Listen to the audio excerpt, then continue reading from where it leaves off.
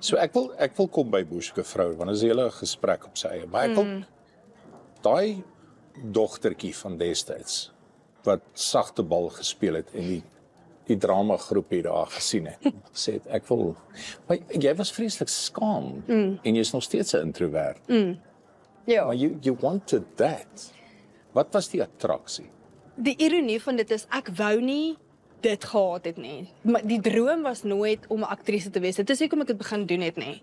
Regtig? Ek wou dit gedoen het, omdat ek so skaam was. Ek wou nooit iets gedoen het met die drama nie. Ek het gesien, want van die Sagtebalveld af het ek opgekyk, en ek het gesien, daar staan kinders voor 'n klas en praat, en hulle beduie, en ek was in verwondering, want hulle is nie skaam nie. Ek was so skaam dat ek kon nie mense in die oë kyk nie. Ek kan nie met maatjies gesels en dit was regtig vir my baie erg geweest. En my ma sê vir my nou die dag, toe ek haar sê, ek wil drama vat, toe pas amper op haar rug, want die skaamkind sê sy wil drama doen, maar dit het nooit gegaan oor die drama nie, dit gegaan oor, ek wil kan doen wat hulle doen, om voor 'n praatjie in die klas te doen. Was vir my, ek het gemaak of my stem weg is. Ek het gemaak of ek siek is, dat ek nie voor die klas hoef te praat nie.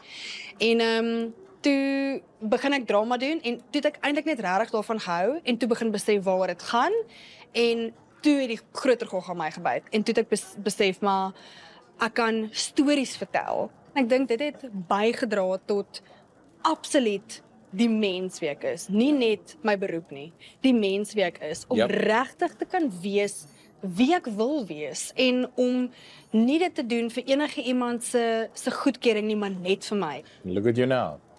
Nou is jy presies waar jy moet wees.